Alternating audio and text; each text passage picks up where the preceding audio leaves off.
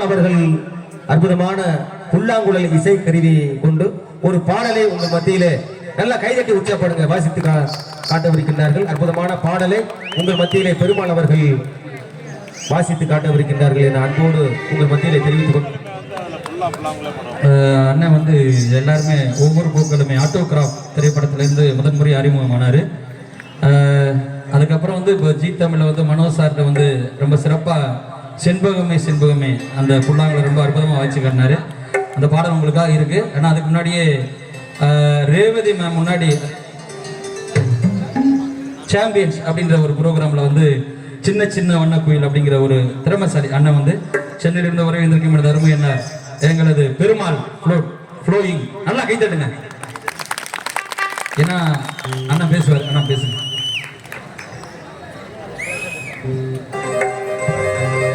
எல்லோருக்கும் என்னுடைய பணிவான வணக்கங்களை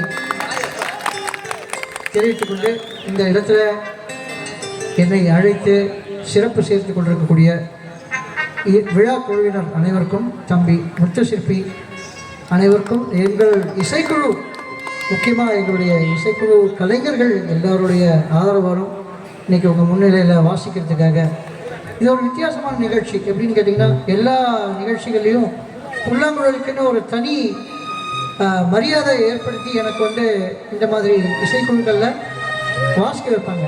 அப்போது இந்த இசைக்கருவிக்கும் ஒரு மேன்மை, எனக்கும் ஒரு சிறப்பு கொடுக்குறாங்க, சேர்த்து கொடுக்குறாங்க. அதை நினைக்கும் போது ரொம்ப சந்தோஷமாக இருக்குது.